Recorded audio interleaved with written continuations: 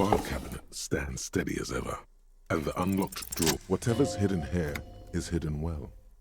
Concentration isn't enough. Only a trained accountant with a background in logistics would be able to really make sense of it. However, there is a little handwritten note stuck on the side of the drawer. It appears to be a to-do list written in large, uneven capital letters. Remember, Leo, Everart's shoes, special whirling borscht, water Everart's plants, sweep office floor, more banners. All items on the list have been crossed out, and the note itself is crumpled. Doesn't look too incriminating, but still feels like a find. Remember, Leo, all items on the hundreds of documents and the same materials. You already went through all of these. The drawer slides shut smoothly.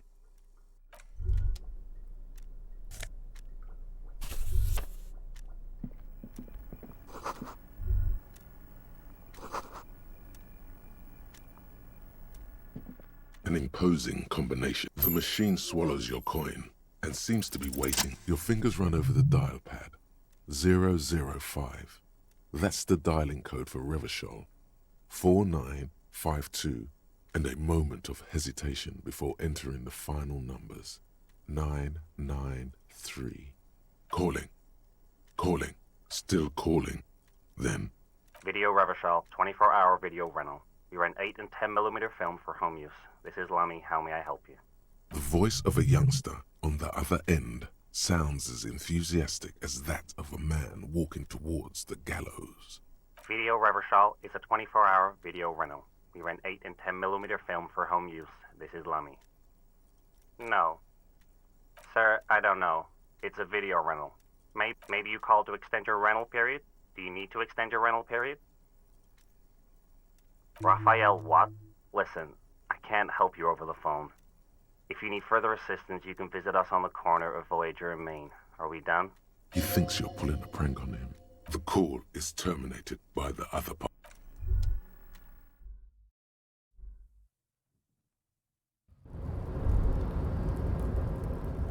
The tarpaulin cloak is still hanging on the railing. The white rectangle of the Revachol Citizens Militia is clearly visible on its back.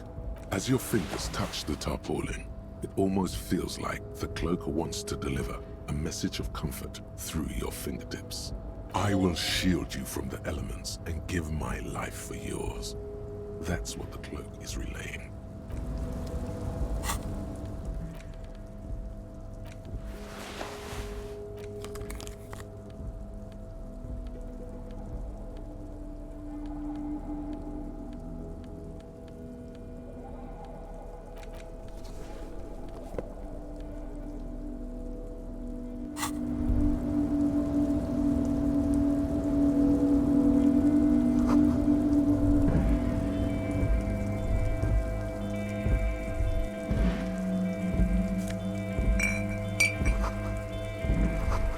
Numerous empty wine bottles glisten in the rain. Someone partied really, really hard here. Look at it. Of course it was you. You partied here. Yeah, we did, Bratan. And from the looks of it, we had a hell of a time. Hell of a time, Bratan. Oh, so advanced. Deep in the enemy territory, getting fucked up right under everyone's nose. High on life and adrenaline. And alcohol, apparently. I'm very proud of you.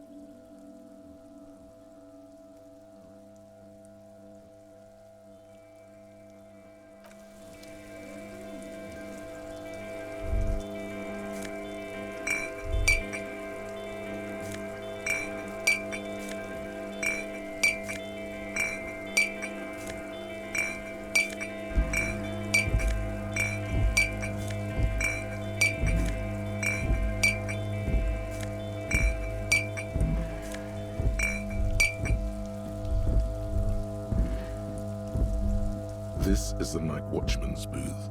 The name on the door reads, René Arnaud. Nothing incriminating catches your eye. The cabinets are clean and their sparse contents meticulously organized. There's a framed photograph on the table. Looks like the inhabitant is rather pedantic when it comes to order. It's a black and white photo of a young couple out in a street fair. The man, Rene, is dressed in a Royal Carabinieri uniform. The girl is young and very pretty. She is smiling playfully at the camera. Rene looks like he's about to smile. This photo must be tied to some good memories.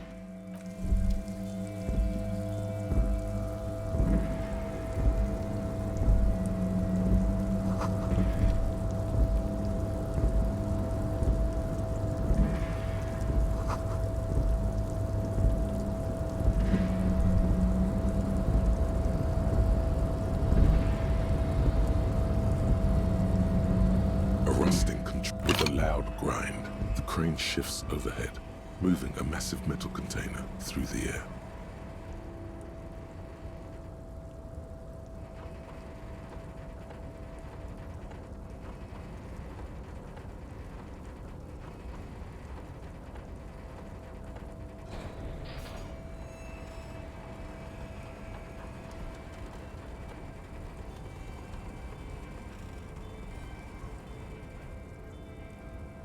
And, with a surprisingly quiet thunk, the crane places the container down.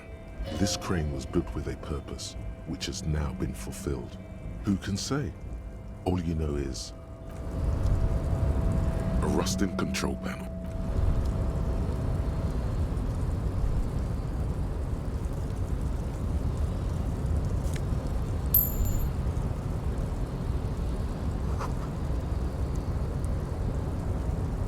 Before you stands a cargo container, just one of many in the yard.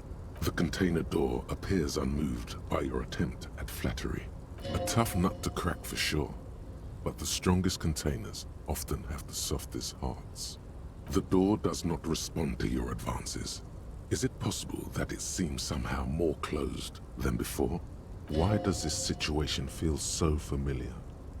Do you have a history of propositioning inanimate objects? No reply. The knock produces a hollow. You attempt to turn the handle, to no avail. The doors seem to be mechanically locked.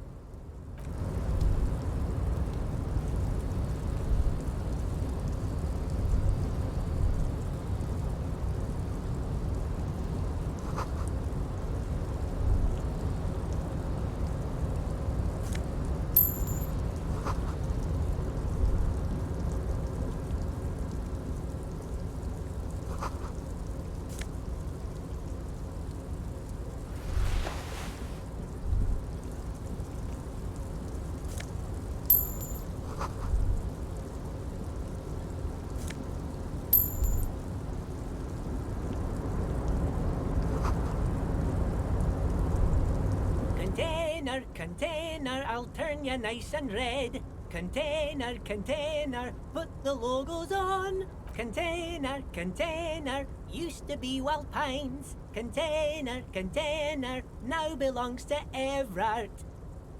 Everard, he looks after everyone. Huh? Well... The look in his deep blue eyes is as sincere as you've ever seen.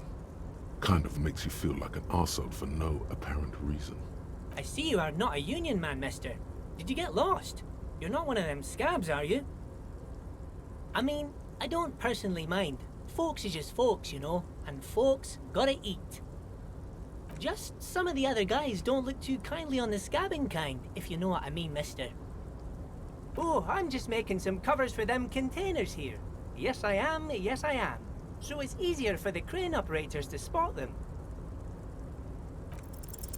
Everything is so pretty and... Sure is, mister. Sure is. Really livens up the place. Yes, it does. Oh, most of the guys are down at the gates, keeping the scabs from coming in. We're on a strike. The whole union is. You don't have to work when you're on strike. Ha! We haven't worked for 2 months now. Not everyone is down there, of course. Mr. Everard is in his office, where he always is. And Jean-Luc is guarding the gate.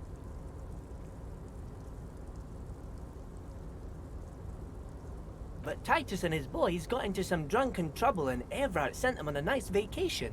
For a week or so.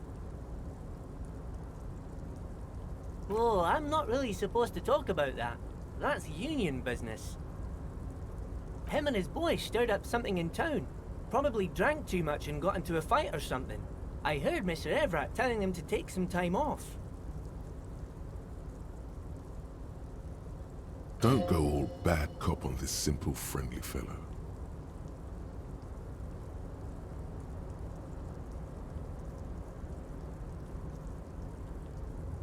I guess the boys got a bit too rowdy and had to let out some steam. I don't really know the details. That's just how boys are, you know. I haven't been in a fight since I was in middle school.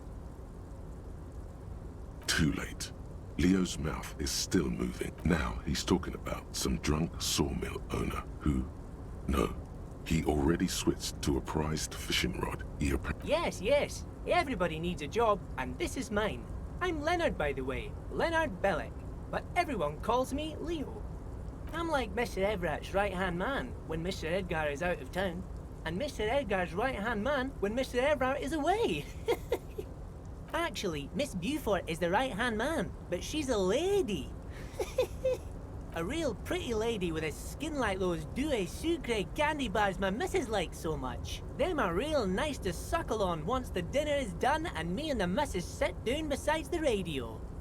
But I can't listen to the radio all the time. There's so much to do around here and I'm always busy keeping things running here. Yes I am. Stay on this Miss Beaufort topic. Oh, Lizzie, she is a real sharp tool. Mr. Everett, but she's a real nice girl.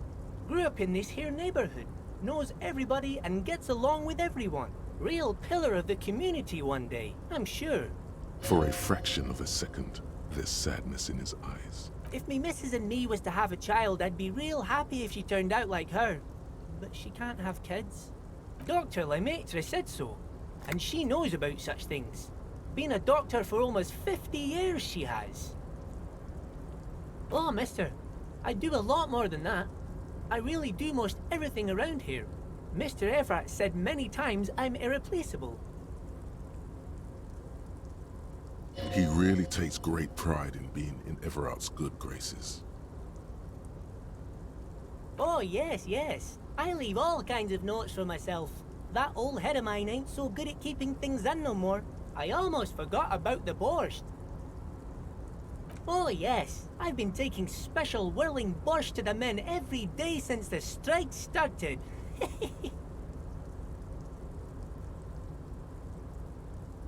It's very, very good. Makes a man feel so warm and happy. I feel like I could take on Mr. Renadan's boar dogs every time the lunch is done. Yes.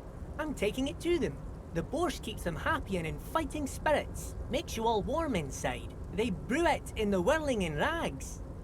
Oh, the whirling's cook. He makes it. Them is always talking with Mr. Manana in that weird language and laughing together. He doesn't speak what we speak. He's from Grad. Oh, sure, mister. Sure. You do that. Yes, sir. He didn't actually understand what you meant, and now he's just nodding along. Oh, that one. That should be empty as far as I know. Lots of containers here have nothing in them. They're just waiting to be loaded up. Oh, you want Mr. Everett then? He's an awfully nice fellow, he is. Him and his brother are both nice fellows. They've lived their entire lives in this here neighborhood. Guys like Mr. Everett and Mr. Edgar, his brother, are real good guys. Made Martinez what it is today.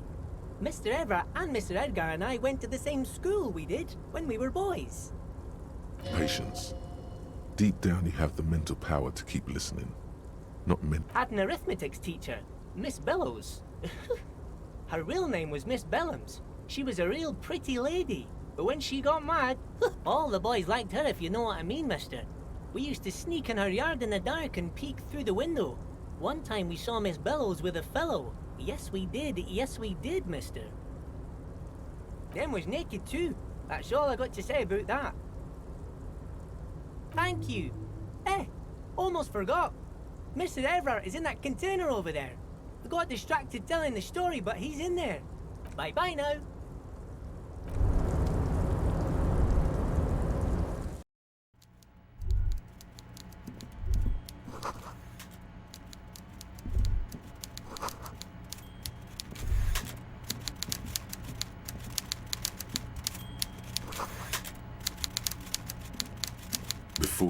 is a walrus of a man seated behind a large desk. He looks up from his work, not the least bit surprised to see you. With great effort, he straightens himself up in his chair, yet says nothing. He simply stares at you, with a mixture of expectation and impatience, well bottled. A typical power play. Wait for him to speak first. Show him you've got a backbone. The one good eye of this man fills you up without even flickering. The other, his lazy eye, is constantly moving like a goldfish in a tank, grotesquely magnified by his +6 glasses. For a moment, you don't know where to look. It is unbearably humid in the trailer. Beads of sweat slide down the man's forehead. Yet, he's unperturbed, holding his own. At first, nothing happens. His face wears a wide and self-satisfied smile. Every now and then, he smacks his big lips. Like a general over his maps, he plots his moves. Judging by the way he's licking his chops, it's going to be a good one. So, Mr. Dubois, how nice that you found a moment to pay a visit to the Debardairs Union. I'm Everard Clare, head of this little operation here. Please, have a seat. The folding chair looks like a torture device. Extremely uncomfortable. Forget about that. What's with this Dubois stuff? You're getting... Please, Mr. Dubois, let us converse in a civilized... It's nothing. Yes, that's probably right. It's nothing. Forget about it. Filter it out. He's trying to throw you off your game with this Dubois nonsense. Very well, Mr. Dubois. I respect a man with... I, too, have convictions. One of which is that I will not engage with any man who won't face me at eye level. Should you find yourself more amenable in the future, I'd gladly resume our conversation. But until then, I'm afraid I must ask you to leave. Don't give up, but don't leave either. You're going to have this conversation on your terms. You just need to remain headstrong. Everard starts whistling a little worker song. He really is trying to ignore you. Or will you... I see you are an extremely stubborn man, Mr. Dubois. That ain't necessarily a bad thing. You did it. This might help against whatever comes next. So tell me, how can the head of the Debardairs Union help a representative of the Revachol Citizens Militia today? Oh, by the way, I heard you got a rather rude reception from a certain Lawrence Gart. Some people have no manners, it pains me to say. This should take care of that nonsense. It should be sufficient to cover your expenses for a few days and patch over your differences with a cafeteria manager. Go ahead, take it. Wow, that's 25 real. That's good money. You need it. Yes, I know Lawrence. He's a real character. No union man in him. A real piece of work, that boy is.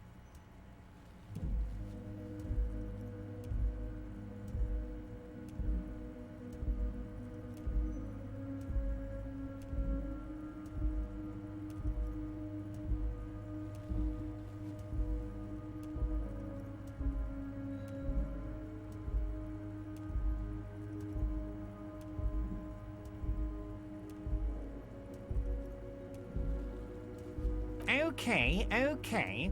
I respect a man with principles. No handouts, then.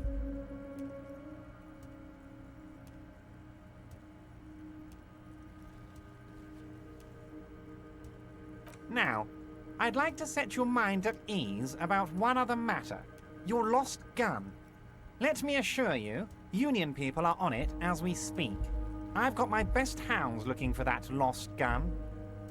His slug-like lips move, but all you hear is an echo. Lost gun, lost gun, lost gun. The world is swallowed by a black hole of fear. Are you all right, Harry? It's not like you left... Oh fuck. It was loaded. There were 2 bullets in it. You always keep... Who does this guy think you are? Ronnie the Rookie?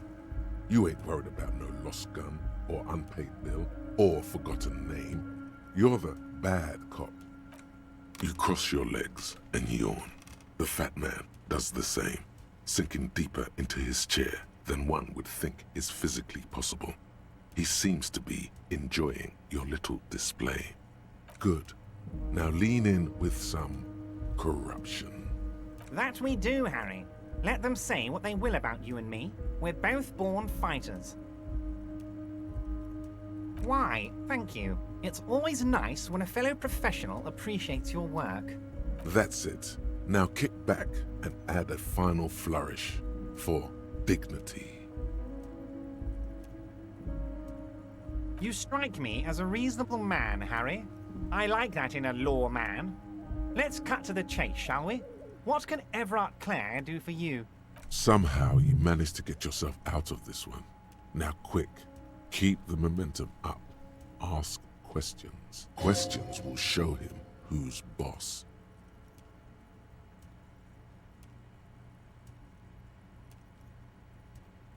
What?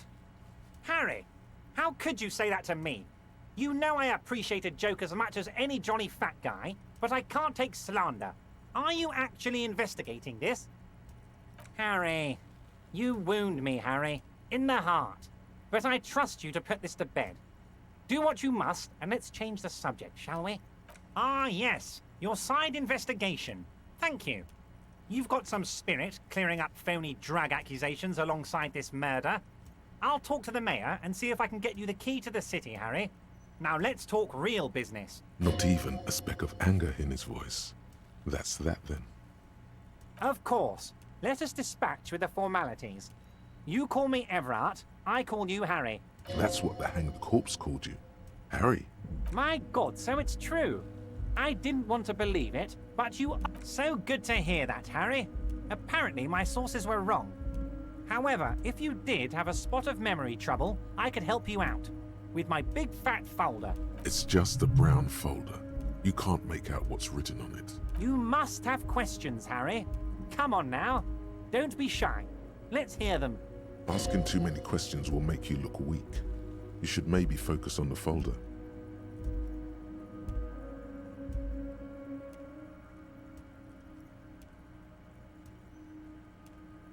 It's Harry. Harry Dubois. You feel like a Dubois, but you don't feel like a Harry. Strange. You don't feel like any of these things. You know. And I can work with you, Harry. Now, what else can I do for you? But of course, Harry. Your precinct is the 41st and you live in Jamrock. You're a Jamrock boy. A long way from home, but that's okay. Family? Harry, you're not a family man. Well, yes. I'm sure you're going to make one little boy or a girl very happy and proud one day, Harry. Harry, you're not simply a cop, you're a star. A bright shining star in the drab law enforcement sky, outshining all other stars. You're a superstar. Of course I do, Harry. And I'm gonna help you shine. I'm gonna put you on all the big stages, your name in giant neon letters. Harry Dubois. The giant neon sign reading Harry Dubois, hanging from the Cavalson crane, can be seen all the way to Jamrock. Somewhere in Mirova, a beautiful woman sees the bright glow on the horizon and says to herself, "Oh my God, I shouldn't have left him." Ah, this? My friends in your organization gave it to me, Harry. Everard's large hands are covered. Harry, I just know the things... Of course, Harry, of course. Honestly, I didn't want to bring it up, Harry. I heard you have become Measurehead's race pupil. Personally, I'm not big on the whole race thing, but that's okay. It's all right to be a massive racist, Harry. Let me assure you, I'm very glad you're comfortable sharing this with me. I run a big and quirky organization. Everyone is welcome. Birds of all feathers. Anyway, I assure you, I am a very well-informed man. Information reaches me before I even get the chance to request it. Yes, your lost gun. My best men are on it. They're turning every stone, searching every playground, asking kids, grandmas, everyone. Your gun will be found, Harry. Let me assure you of that. It's just a matter of time and effort. The only way to find it seems to be working with him. He might even be holding your gun hostage. Yes, thank you for the hot tip regarding your lost gun, Harry. Now please, let the professionals do their job. Kick back, Harry, relax. I have great guys on this. You focus on what's important. Building our relationship for the good of Martinez. It did not come as a surprise to him. He might actually not be bullshitting. I don't care about my gun. I love it, Harry. Wish I could be like that, but I can't. I have a responsibility to this community. I can't have a loaded gun in the streets. Oh, of course. That's your main thing here. That's why you're in Martinez. I mean, it's no secret that the lynching is connected to the strike. So much to talk about. Honestly, it's been weighing on me so heavily. I understand you need to interview me. But there's a thing that's been keeping me up at night. I want to talk about the hanging. I mean, if we could just calmly talk, exchange information, we could blow this thing wide open. But I can't think straight with this thing weighing on me. You're a police officer, aren't you? I have a crazy idea, and I'm sure you're going to open this one with flying colors, Harry. This really is very simple, and there's nothing shady about it. Keep it cool, baby boy. Harry, I'm a very busy man, and more importantly, I don't have that extraordinary physique you do. You look like you could run around all day. He wants to send a message. Even the police are working for me. Harry, my dear friend, I am what people call a local bigwig. I know everything that goes on in Martinez. Oh, no one's. It's just a weasel. A weasel lives there. Nothing for you to worry about. A loud blabbering weasel. When weasels feel no one is watching, they start acting foolishly. Just go there, unlock the door, and leave it open. It's been such a burden on me, Harry. I just want this to be over so I can discuss business with you. Fantastic, my friend. Just let me know when it's done and we can take our friendship to the next level. You can get the key from Manana. He's down by the gates. Manana's like a free agent in the Union. Special operations. Hardened socialist. A real free thinker, too. He'll tell you precisely where the door is. One last thing, Harry. Just open the door. You don't need to go in or anything. I just want that weasel to come home and see the unlocked door. I don't know what that means, Harry. Shady brew. There are so many moving parts in my operation, I can't keep track of them all. You know what? Don't even tell me. Whatever it is, do it. Surprise me. Just one thing. If you can, make it even shadier. Oh, that's very nice. I haven't gotten around to her yet. I'm very, very busy, you see. I hope you're getting along. One thing I want to make very clear, Harry, is that this is not some kind of union versus corporation situation. Everyone is just pals here. We're all trying to do what's best for Martinez. Don't feel like you can't cooperate with her because you and I are such good friends and I'm helping you find your lost gun. I'm not a jealous guy. Whoa, that's so nice of him. Suspiciously nice. What do you mean, Harry? Nothing. I let him go. He's an old man, Harry. I wanted him to spend more time with his family. God knows how long he's got left. Harry, I have little people in my organization. I would never call someone a midget. What is this? Honestly, I'm beginning to think you're a midget, Harry. I'm only kidding, Harry. You're not a midget. No one is. We're pals. Vanished? Harry, the woman left her casserole in the oven and couldn't make it here in time for the voting. Oh, did I leave my casserole on? Better go home and check. The election can wait. When she got back, the whole thing was over. Yes, yes. Low balling, of course. This isn't a casino, Harry. Real people, real livelihoods are at stake here. But everything's a casino for those rich types. His expression makes it clear. This is childish and irresponsible behavior. I'm just a nice guy, Harry. If she actually wants to see me, she will find a way. Any good negotiator would. And I just don't have anything to discuss. It's a fortress. He knows she can't get in here. He doesn't want to see her. It's as simple as that. Of course, Harry. Let me just assure you one more time. It's perfectly okay to share anything we discuss here with this Joyce. This is a completely transparent organization. I have no interest in what she is doing, but I myself have nothing to hide. Your business is your business, and I respect your privacy.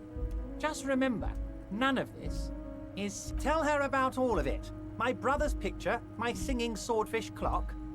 Tell her how overweight I am and how I'm helping you find your lost gun. Tell her about everything. Everett doesn't mind. My dear Harry, there are literally millions. Harry, you smooth-talking son of a bitch. Time is a precious resource, and I don't have enough of it to count containers with you. Smooth talking. Maybe that's the way to go about opening the container. Let's hear it, Harry. Of course, Harry. Wait. You need this to get in and out through the gate. Here, you're one of us now. A real red and white Union man. Take care, Harry.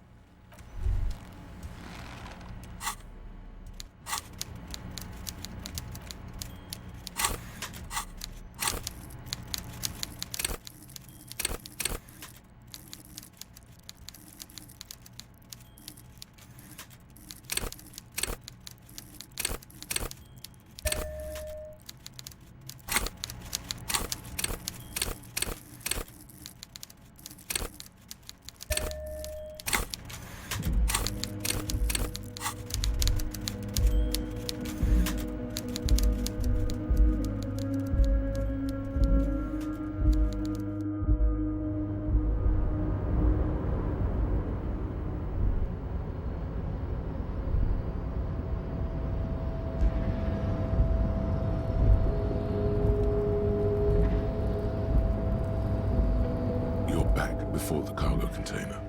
Its drawer hasn't...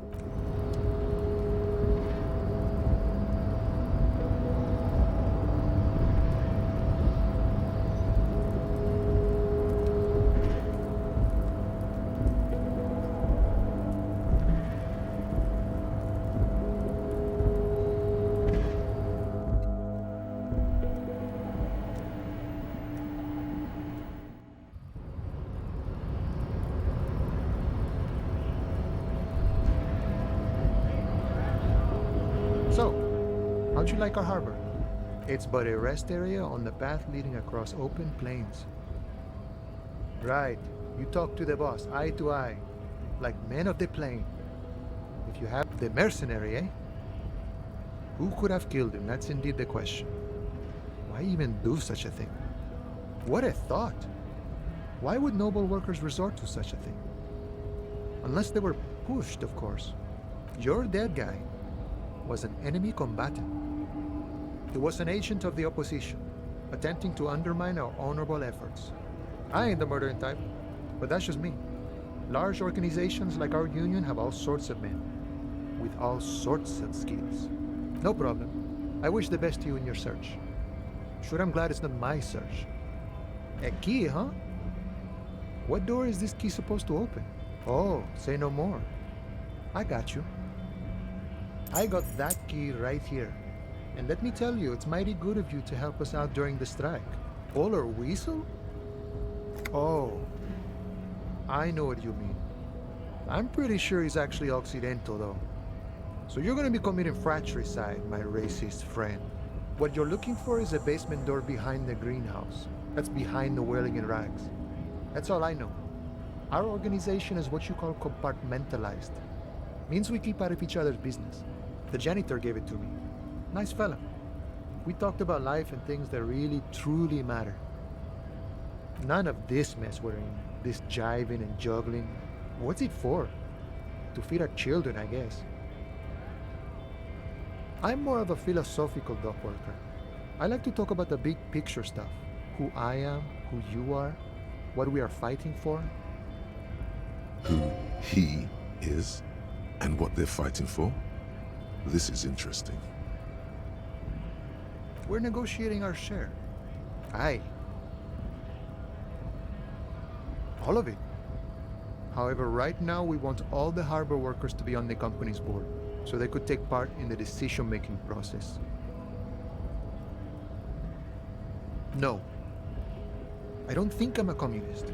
Seeing something of value and saying I want it all to myself is a much older and simpler notion. No science to it at all. Even a weak child can think it.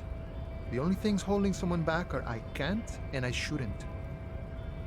I have nothing against communists. They are honorable boyaderos. And they have good analysis. But my own code serves me well.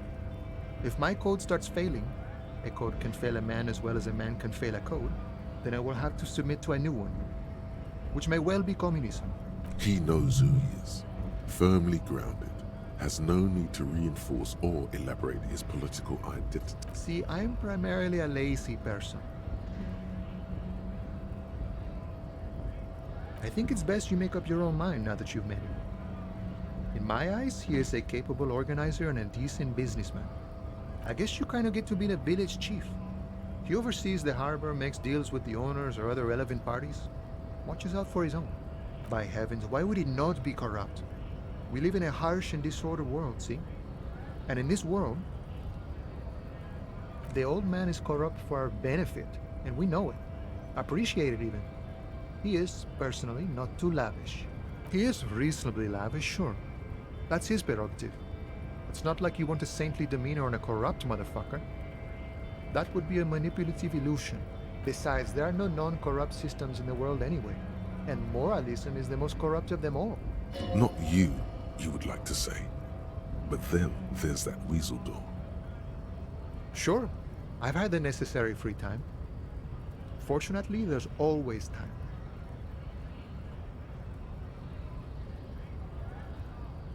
The look in his brown eyes conjures up an understanding. For him, having command of his time is the most important thing. The man sits on the railing, his hands reaching far and wide. Yet it feels as if he could, effortlessly, go even wider, if need be, an endless torrent of time. Los Ardis? They're an independent militant group. A bit too high-strung, but it comes with the responsibility. They're sort of like you. Preserve the rule of law and all that. Except it's Everard's law. But really, they're just like you. Is he actually comparing you, an officer of the law? Why not? Must be nice being something else for a change. The rest of us are just folks.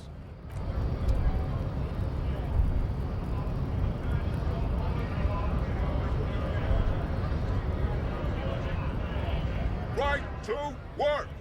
Right to work! What's it to you? Big mess caused by union greed. But I only fight for the rights of people. The man has turned his attention elsewhere. He shakes his fist slowly while observing you from the corner of his eye.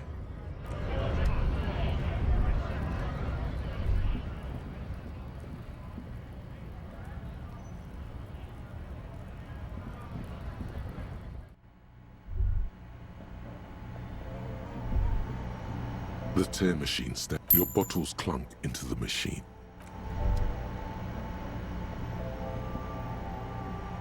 Welcome to What's that magazine she's reading?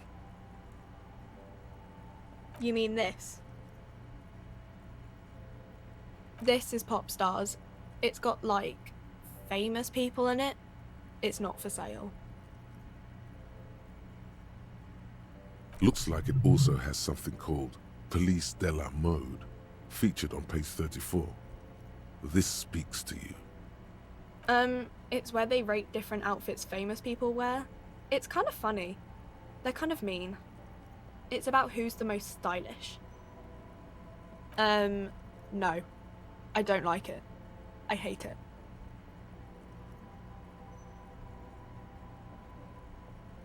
I don't know. Frit?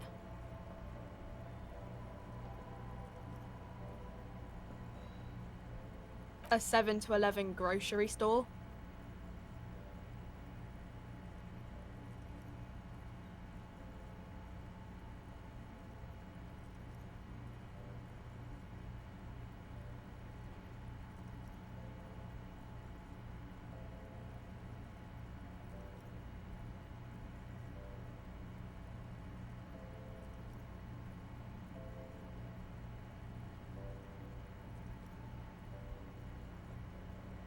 I think they think that the extra T makes it funkier.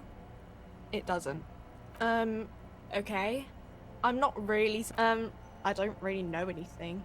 I mean, I know it's there, but I haven't seen it, so no. I don't know, really. A warehouse. She scrunches up her. Fine, for it doesn't have a warehouse. A colourful. Again, I'm obliged to inform you that both alcohol and... A small cabinet on the wall is filled with various medicine bottles, nasal sprays, and... Okay, here.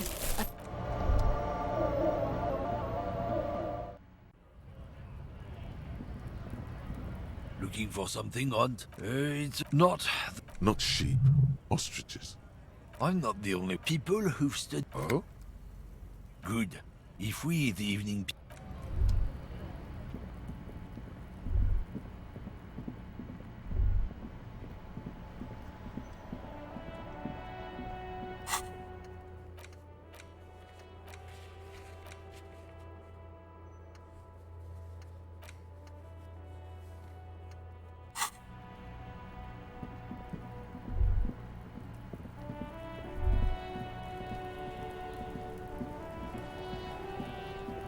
Kuno's like Kuno's dad? Yeah? The kingdom of Kuno. Yeah, whatever. Kuno doesn't the fuck about it. Kuno doesn't give a shit about the armor. That fucking had one thing majorly wrong with him. He's a fucking mutant. Do you remember how he looked? Fucking growth hormone shit. He's a giant. The armor's too big for any man. Kuno doesn't give a shit about that freak armor. Kuno threw that shit away. Kuno tried to get the helmet on. It was too big. Kuno kicked that shit in the sea, rugby style. That shit, yeah? That shit means nothing to Kuno. Kuno doesn't give a shit about material shit. Kuno's a fucking monk. You wanna fuck on someone about that armor? Go fuck the mustached union fuck. The jolly troubadour shit at the gate. Yeah, cock and boot. You know that jolly... He means Manana. Yeah, he's the one you want to talk to. Yes, this troubadour has it. Your test... Get lost! Kuno doesn't fucking...